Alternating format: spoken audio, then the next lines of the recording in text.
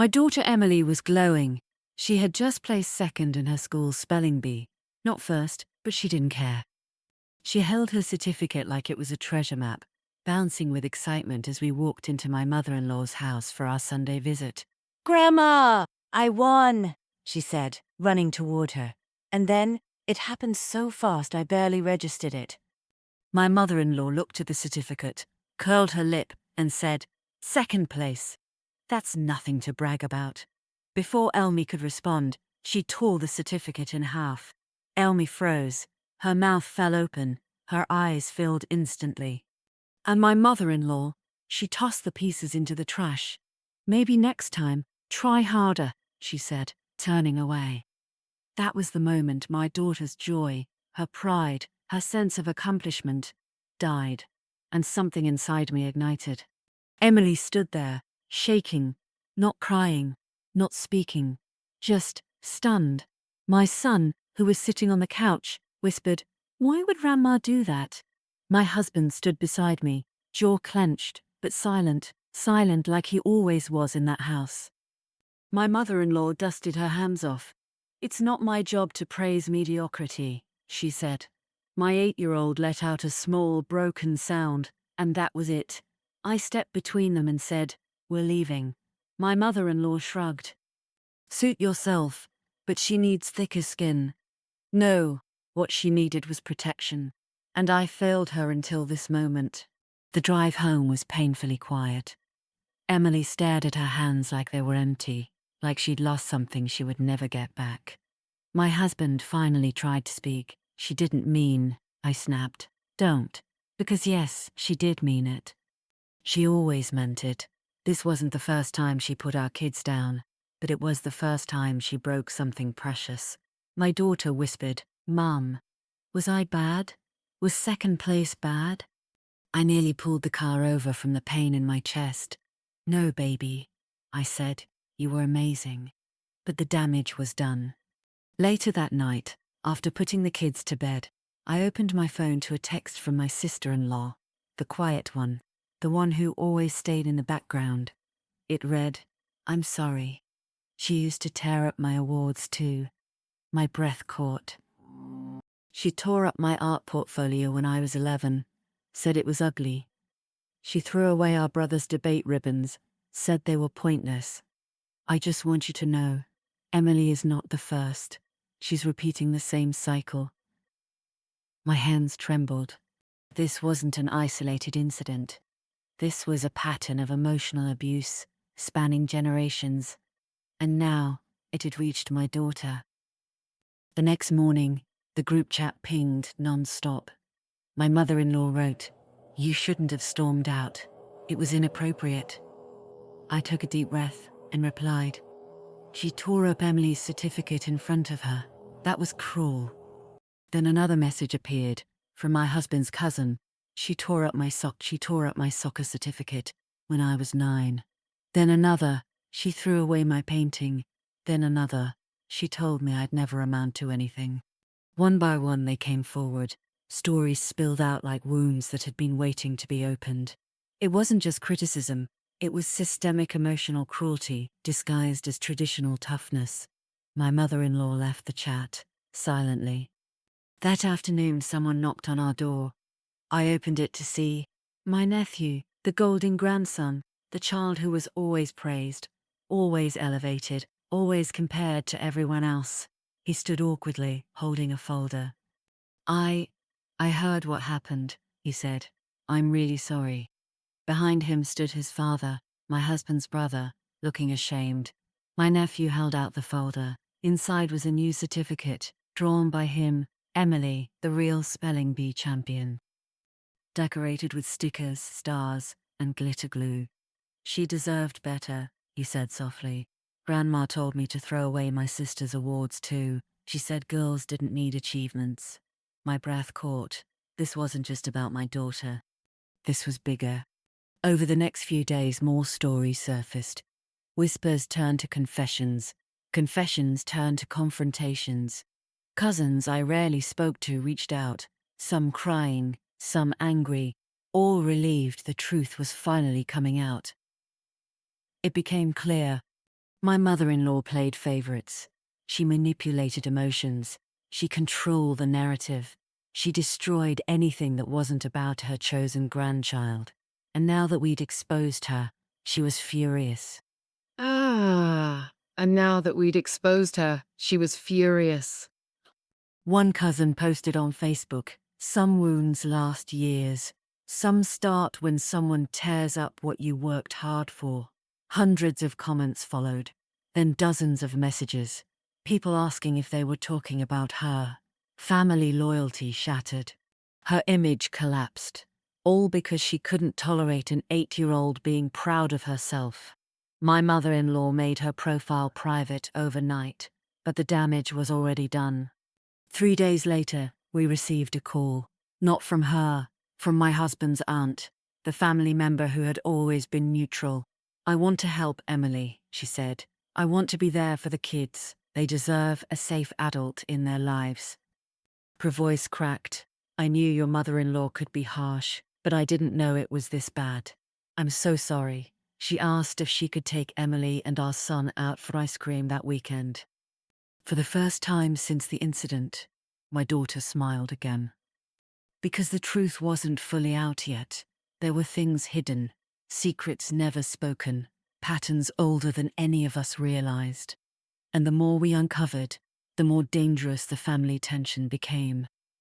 And soon, someone would confront my mother-in-law publicly and reveal something that would change the entire family's future. It was my aunt-in-law who said it first.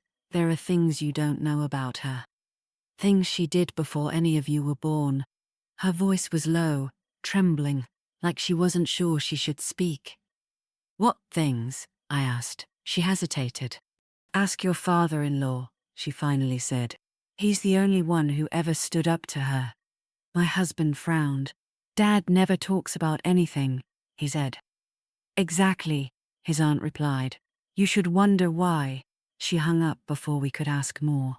And suddenly the air felt different, heavier, as if we had stepped into a much older story, one that didn't start with Emily's certificate, but with a woman who tore it. That evening my father-in-law called. He rarely called anyone. "Come over," he said quietly. "Both of you, without the kids." My stomach twisted. Something was wrong, not in a dangerous way, but in a truth is coming way. When we arrived, he wasn't sitting in his usual chair. He was pacing. "I heard what she did," he said.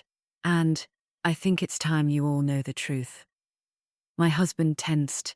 "Dad, what truth?" His father stopped pacing. And then he said the one sentence that made my heart drop. "She's been like this since she was a child. She learned cruelty because it was the only language spoken in her house."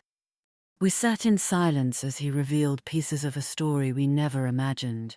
His wife, my mother-in-law, grew up in a household where love was conditional, praise was currency, and competition was everything. Her father shredded her report cards if she didn't score perfectly. Her mother compared her to cousins, neighbors, random children in the street. Nothing she did was ever good enough, my father-in-law said. She wasn't allowed to feel proud. So she never learned how to let anyone else feel proud either. He sighed heavily. It doesn't excuse anything, but it explains everything. My husband covered his face with his hands. "She did it to us," he whispered. I always thought she was strict, but she was repeating it. I felt a strange mix of anger and pity, because trauma explains behavior, but it never justifies hurting children, especially mine. When we got home, my husband sat at the kitchen table quietly, hands clasped. "She damaged all of us," he said. "But Emily, she's not going to grow up thinking she's worth less than someone's expectations." I nodded. "We set boundaries. Real ones. She's not allowed near the kids until she apologizes." He surprised me by adding, "And even then, only if the kids feel safe." This wasn't just my battle anymore. My husband, the quiet one, the one who always protected the family peace, was choosing our children over the woman who raised him. It felt like a turning point. The next morning we woke to messages. Dozens. My mother-in-law had sent a long text to the entire family. All this drama because of a piece of paper. Children need discipline, not coddling. Then, if Emily can't handle pressure, that's on her parents. Then, stop making me the villain. But the worst part, she posted a Facebook status. Some mothers enjoy playing the victim. Sad, aimed at me, publicly. My phone buzzed again. My sister-in-law. She's losing it, she wrote, and people are starting to take sides. This wasn't just a confrontation anymore. It was a law. People we never expected began messaging us. A cousin from another state. She threw away my acceptance letter once, said college was pointless for girls. A family friend. She humiliated me at dinner for bringing a cheap wine bottle. Another cousin. She told me I didn't deserve to be valedictorian because someone else worked harder. Person after person, story after story. They weren't random incidents. They were a pattern, a legacy of emotional sabotage. And now that it was exposed, she was fighting to keep her power, but she was losing allies fast. That night, she called my husband. He put the phone on speaker. Her voice was cold. "You're embarrassing this family." He didn't react. "If you keep this up, don't expect anything in the will." Ah, there it was. Control, manipulation, punishment. But she didn't realize something. We didn't care. My husband answered, calmly, "We are in death. If your love is conditional on money, and keep it. We don't need anything from you." She fell silent for several long seconds. Then she hung up, and just like that, the last brittle thread between them snapped. We didn't want to tell the kids what happened, but Emily asked, "Am I still in trouble with Grandma?" I knelt beside her. "No, sweetheart, you did nothing wrong." She hesitated. "Then why did she tear my certificate?" My voice was soft but firm, because some adults are broken inside, and they hurt others without realizing it. Emily looked at the floor. "Is it my fault?" "No," I said, pulling her close. I saw what she wanted. I ran for the time. I felt it meaning. I rose above my spine. What she wanted. That was the moment I knew. Even if the family reunited one day, even if apologies came, even if forgiveness happened, my kids deserved better than her influence. They deserved protection, not proximity.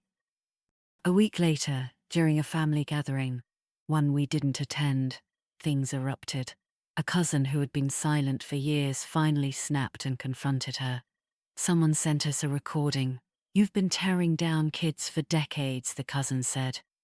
"You think we don't remember?" My mother-in-law scoffed. "You're all dramatic." But the cousin kept going. "It's why your children don't talk to you, why your grandchildren are scared of you, why you're alone in your own home." People gasped. But she had no defense, because the truth had weight, and it had finally crushed the silence around her. 2 days later, my father-in-law, the quiet man, the observer, the shadow behind her noise, came to our house alone. He held a small gift bag. "This is for Emily," he said. Inside was a framed, printed version of her spelling bee certificate, recreated digitally, beautifully designed, with her name and placement in elegant lettering. "She deserves to feel proud," he said softly. Then he added, "I'm sorry I didn't stop her sooner. I thought keeping the peace was the right thing. I was wrong." He paused, eyes damp. "She can't hurt them anymore. I won't let her." And for the first time in years, I believed him. When the dust began to settle, something strange happened. My mother-in-law went silent, not defensive, not angry, not dramatic, just silent. For a woman who survived on control, quiet was her most unsettling weapon. But this time her silence wasn't power, it was fear. Because people no longer enabled her behaviors. The room she once commanded had turned its back on her. The family she used as leverage finally saw what she was. And she didn't know how to function without an audience. My husband received a short text late that night. I'm disappointed in you. He stared at it for a long time, then he deleted it without replying. That was the moment I realized. She wasn't losing contact with us.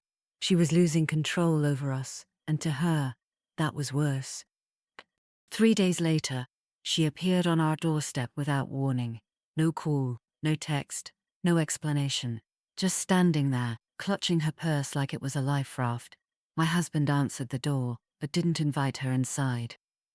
She looked smaller somehow, deflated, like she had been drained of the arrogance she once wore like perfume.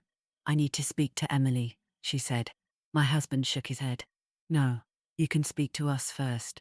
Her jaw clenched. For a moment I thought she would turn around and leave, but then her voice cracked. I shouldn't have torn the certificate. She said it flat, stiff, like reading from a court-ordered apology script. But then something unexpected happened. Her eyes filled with tears.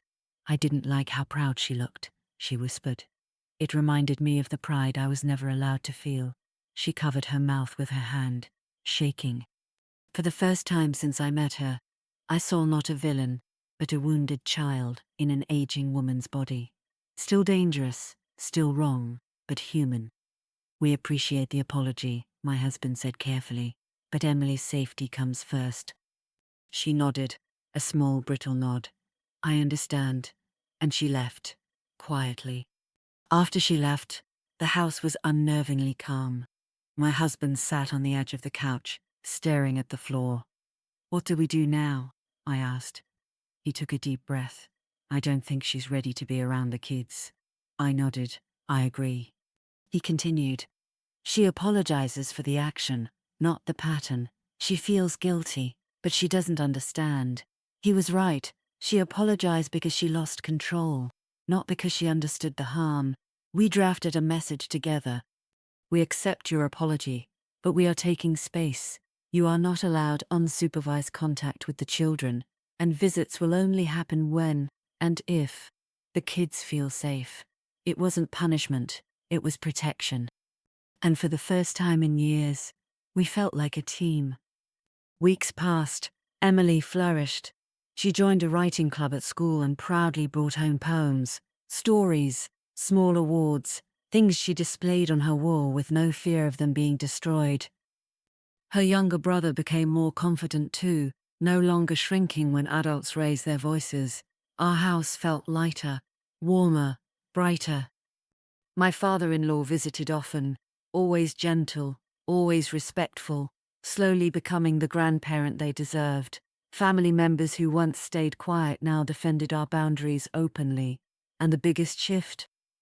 My husband began healing parts of himself he didn't even realize were broken. He laughed more. He slept better. He stopped waiting for criticism that never came. We weren't just repairing the damage done, we were building something better. Something healthier, something free. Months later, we heard through the family that my mother-in-law was furious. Not because she missed us, she would never admit that, but because she no longer had influence over anyone. Her control had dissolved, shapeless and irrelevant. People finally saw her patterns, and without victims, manipulators starve. As for us, we thrived. The kids grew stronger, our marriage grew deeper, our home became a place of protection, not performance. One evening, Emily came to me holding her framed spelling bee certificate, the one her grandfather recreated. "Mom," she asked softly, "you think Grandma will ever be nice?" I pulled her close. "I don't know, sweetheart. But what I do know is that you are loved, celebrated, and valued every single day." She smiled, a pure, warm, unbroken smile. And in that moment, I realized we didn't just break a cycle, we ended it, for good.